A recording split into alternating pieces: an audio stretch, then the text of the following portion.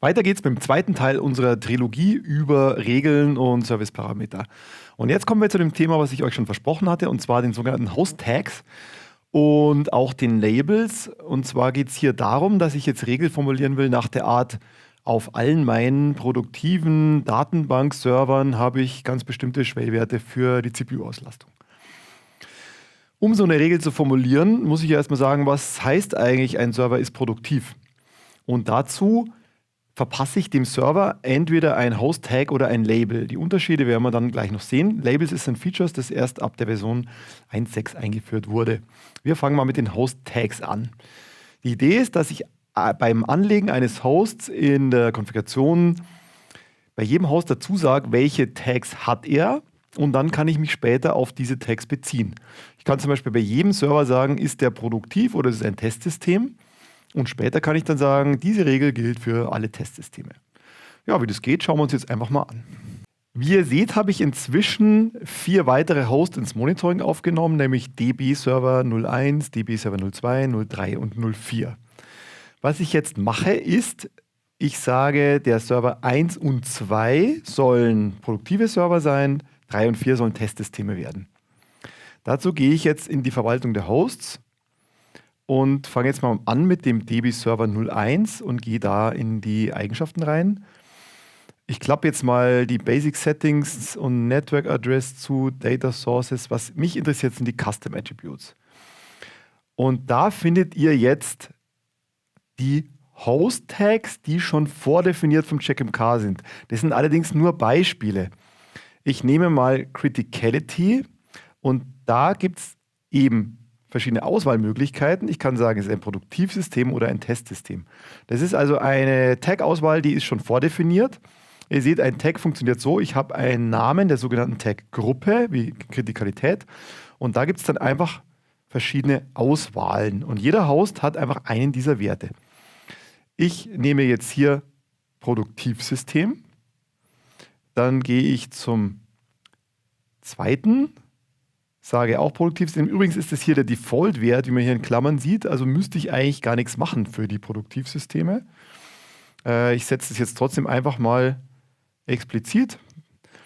Dann gehe ich zum dritten und da sage ich jetzt, das ist ein Testsystem und das gleiche mache ich beim vierten auch.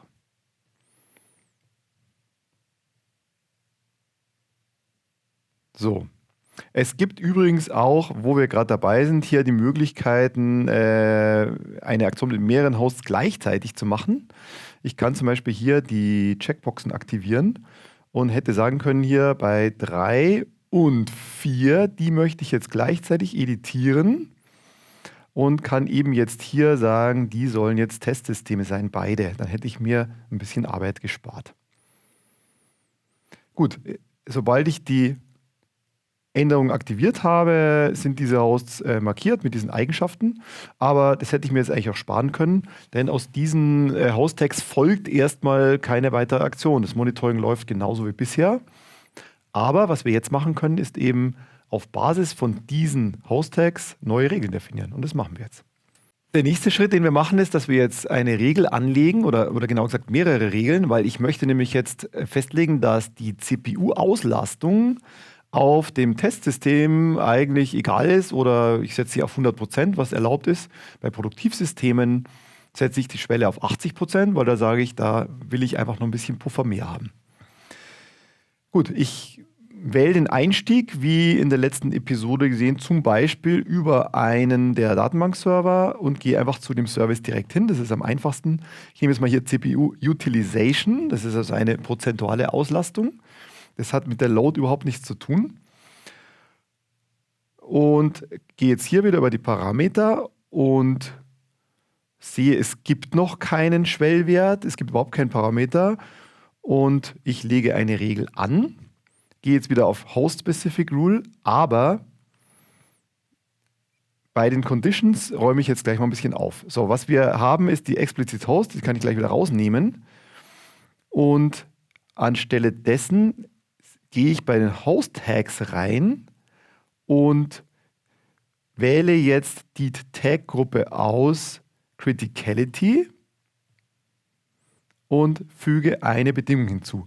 Diese Maske schaut übrigens jetzt ab der Version 1.6 ein bisschen anders aus. Also wer noch mit 1.5 arbeitet, wundert euch bitte nicht. Bei 1.5 ist es noch ein bisschen einfacher, allerdings ist die Version 1.6 deutlich flexibler. Ich wähle also Criticality aus und sage, ich will dafür eine Bedingung hinzufügen. Und jetzt kommt eben diese neue Zeile und hier steht Criticality is Productive System. Und da könnte ich jetzt eben die anderen auswählen. Ich lasse jetzt mal Productive und lege mal für die Produktivsysteme jetzt die Schwellen fest.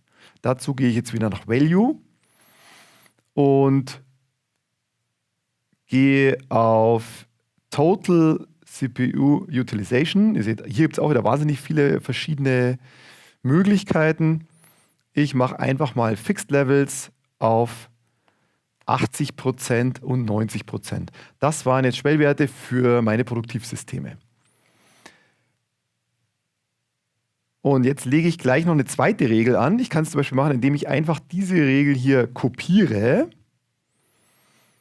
ändere die Schwellen ab auf, sagen wir, 101%, was nie erreicht werden kann. Und bei der Bedingung ändere ich jetzt einfach das in Testsystem. Speichern. Jetzt natürlich die Frage der Reihenfolge der Regeln. Nun, die spielt hier keine Rolle, denn die Bedingungen schließen sich gegenseitig aus. Ein Host kann nur entweder ein Testsystem oder ein Produktivsystem sein. Deswegen ist es völlig egal, welche Reihenfolge ich das hier mache. Übrigens, wir sind in dem Regel-Editor immer noch drin über den Host DB Server 01. Der ist, wie wir vorhin festgelegt haben, ein Produktivsystem. Und deswegen ist die erste Regel hier als grün gekennzeichnet. Man sieht auch noch die Bedingung hier, Host Criticality is Productive System und daraus folgen eben die Schwellwerte 80-90%. Nun, der Rest ist wie gehabt, ich aktiviere die Änderungen und damit habe ich jetzt die Konfiguration gemacht und zum ersten Mal Host-Tags verwendet. Ja, wir haben jetzt eine vordefinierte Host-Tag-Gruppe verwendet mit dem Namen Criticality. Die ist eigentlich auch nur als Beispiel da drin. Wir empfehlen, diese Beispielgruppen nicht zu verwenden, sondern sich eigene Gruppen anzulegen. Und dazu gibt es das Wartung-Modul Tags. In diesem Modul seht ihr jetzt die vordefinierten Tag-Gruppen. Die sind auch klassifiziert als Built-in. Diese ersten beiden, wie gesagt, sind nur Beispiele. Die kann man auch löschen. Deswegen sind die jetzt nicht als eingebaut deklariert. Ich mache jetzt eine komplett neue Tag-Gruppe. Und jede Gruppe hat eine interne ID, die muss eindeutig sein. Die darf auch keine Leerzeichen enthalten, also ein typisches ID-Feld. Und das zweite ist der Titel, den könnt ihr beliebig benennen. Ich will jetzt eine Gruppe anlegen für die Art der Anwendung. Ich möchte jetzt einfach sagen, es gibt Webserver, Datenbankserver und sonstige Server. Das ist ein nicht ganz realistisches Beispiel, aber es illustriert, glaube ich, ausreichend, um was es geht.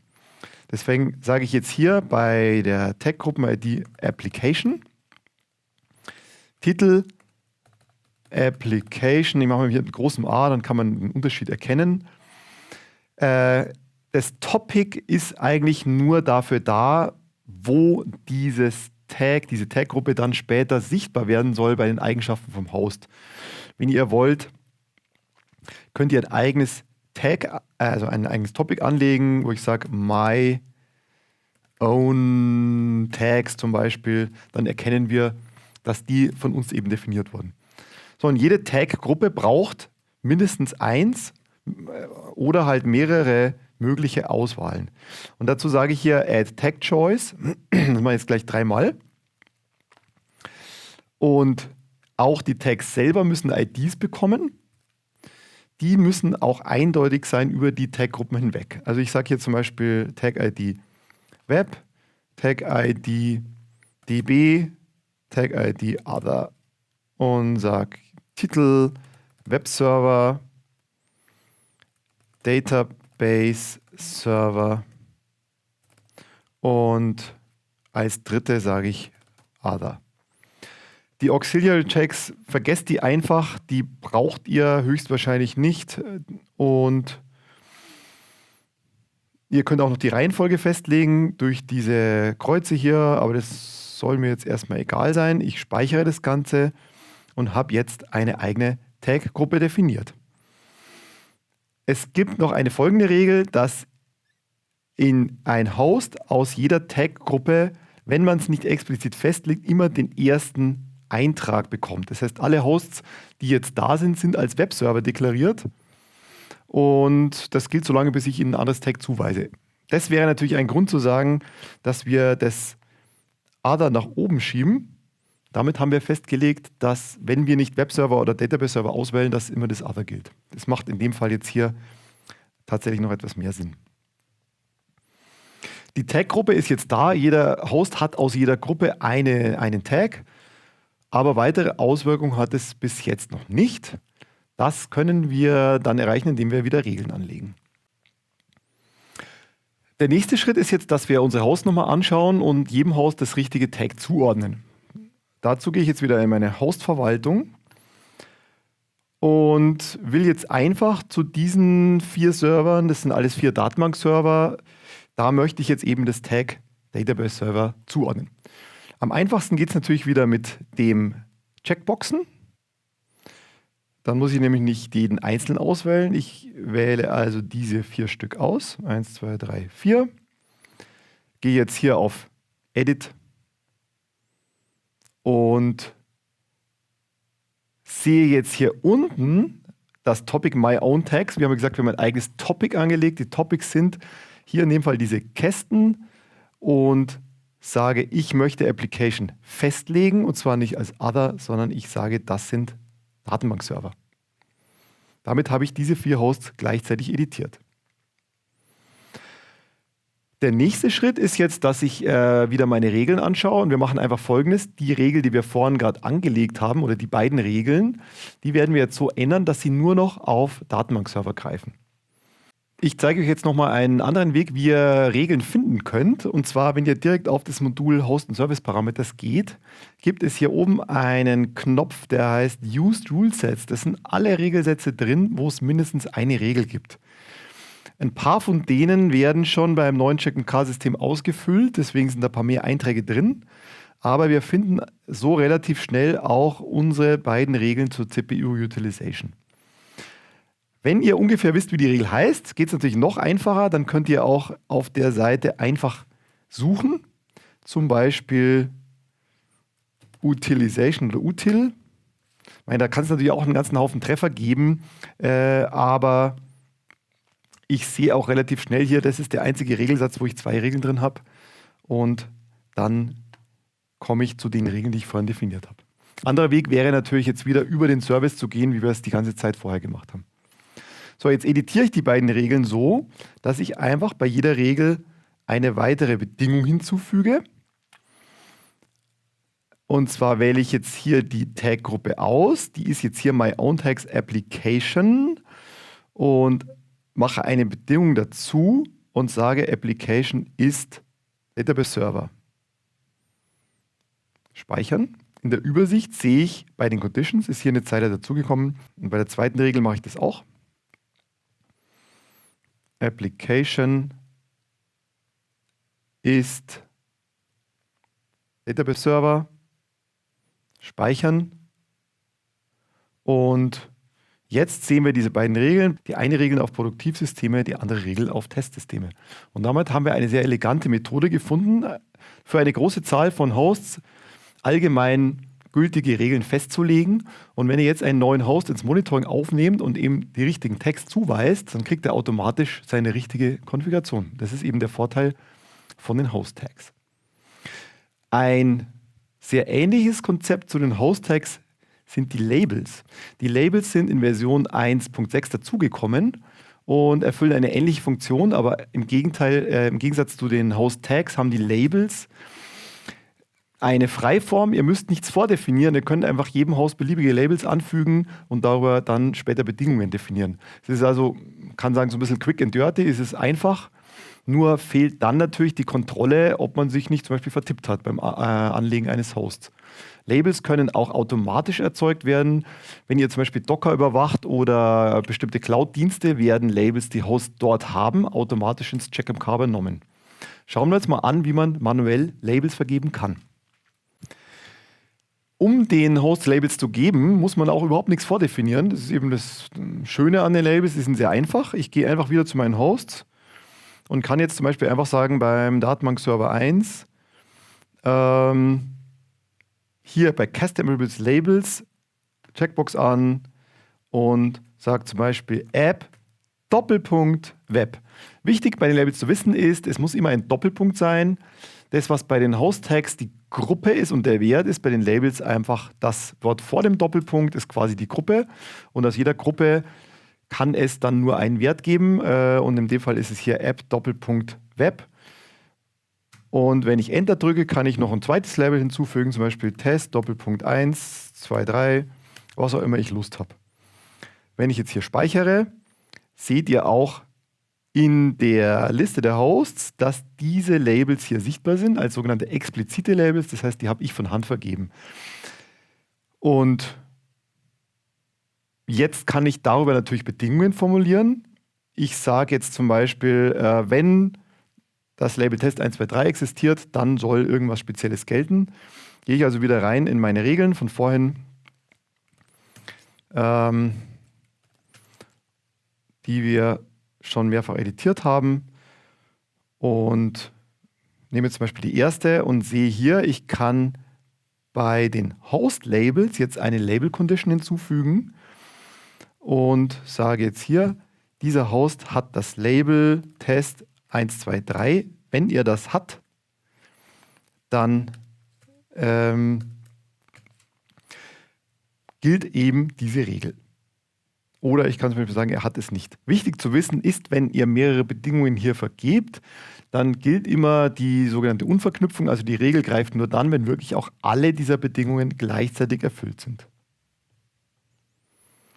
So, ihr seht schon den Unterschied zwischen Labels und Tags. Labels sind sehr einfach, ich muss nichts deklarieren, ich kann sie einfach direkt verwenden, haben aber den Nachteil, dass es keinen Schutz gibt, dass ich mich irgendwo vertippe.